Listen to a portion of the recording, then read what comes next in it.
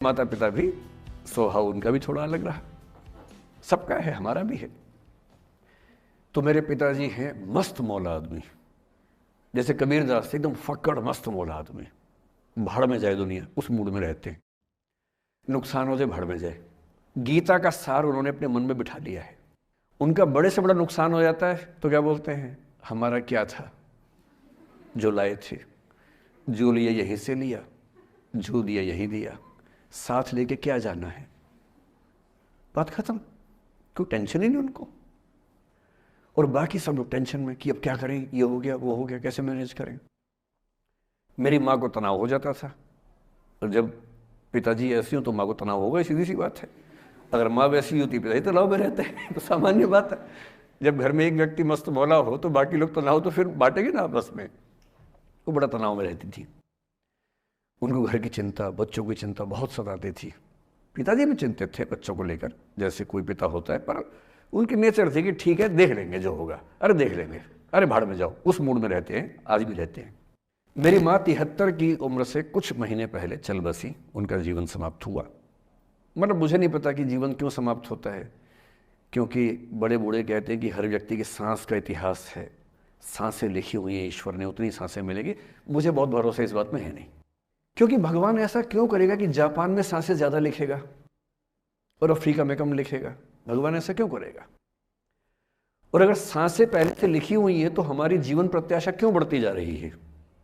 अगर सांसें पहले से फिक्स हैं तो आज़ादी के समय से लेकर आज के 70 साल में जीवन प्रत्याशा लगभग 2.5-3 गुना बढ़ गई। और हम ये भी कहते हैं कि लोग खराब हैं। अगर लोग बुरे हैं तो जीवन छोटा होना चाहिए कर्मों के हिसाब से। लोग खराब हैं और जीवन बड़ा होता जा रहा है। तो मुझे उन मान्यताओं में बहुत भरोसा है नहीं कि सांसें लिखी हुई हैं। अगर सांसें लिखी होती तो मनुष्य की औसत आयु 25 साल से ऊपर नहीं होनी चाहिए थी, 25-30 मैक्सिमम। और हम 70-80 साल धूमधाम से जी रहे हैं, जिसका मतलब है कि ये भगवान से ज़्यादा इंसान ने लिखा है, मेडिकल साइंस ने लिखा है, वैज्ञानिकों ने लिखा है। और मैं ऐसा व्यक्ति हूँ, मैं बहुत धार्मिक व्यक्ति हूँ नहीं, और मैं इसको छिपाता भी नहीं हूँ। मैं बहुत छिप छिप के बहुत जी लिया। अब मैंने ठान लिया कि मैं जैसा हूँ वैसा रहूँगा। ना मुझे किसी पार्टी से मतलब है, ना किसी विचारधारा से मतलब है। मैं विचार वाला आदमी हूँ, धारा वाला नहीं हूँ। जिसको धारा में बहना है बहे, हम तो अकेले चलेंगे, विचार के साथ चलेंगे। जो ठीक लगता है वो बोलेंगे और वैसे ही रहेंगे। हाँ, गलत बोलने से बचता हूँ, किसी के बारे में गलत बोलना मुझे अच्छा नहीं लगता है, लेकिन जो सही लगता है वो तो बोलूँगा ना भाई। मेरे पिताजी 81 साल के हैं, अभी 81 साल के हुए कुछ दिन पहले, और एकदम मस्त मौला आदमी है, मुझसे ज़्यादा युवा हैं। मैं 50 साल का बूढ़ा हूँ, वो 81 साल के युवा हैं। उनके चेहरे की चमक, मतलब कई ट्यूबलाइट फेल है उनके सामने, ऐसी चमक चेहरे पर रहती है। क्यों रहती है, उसकी एक वजह यह कि वो रोज़ सुबह 2-3 घंटे प्राणायाम, योग, ध्यान, बहुत कुछ करते हैं। उनका भोजन इतना संतुलित है, सप्ताह में कम से कम एक बार, कभी कभी महीने में 4 से ज़्यादा 6-7 बार उपवास करते हैं पूरा पूरा। वो सब चीज़ें उनके अभ्यास में हैं जो मेरे अभ्यास में उतनी नहीं है। मैं भी कोशिश करता हूँ पर अभी उतना सफल नहीं हो पा रहा हूँ।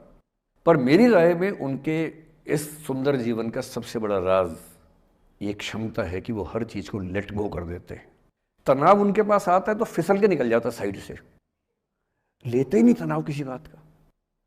कुछ भी हो जाता है तनाव ही नहीं लेते। और मुझे लगता है कि काश ये चीज़ मेरी माँ के स्वभाव में होती, कम से कम 10 साल उनका जीवन और ज़्यादा तो होता। और मैं अपने अनुभव से बता रहा हूँ, बहुत विश्वास से बता रहा हूँ।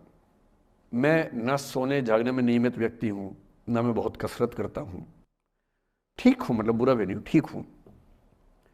मेरी उम्र के अधिकांश लोग बीपी, शुगर, बहुत बीमारियों से ग्रस्त हैं। मैं फ़िलहाल नहीं हूँ।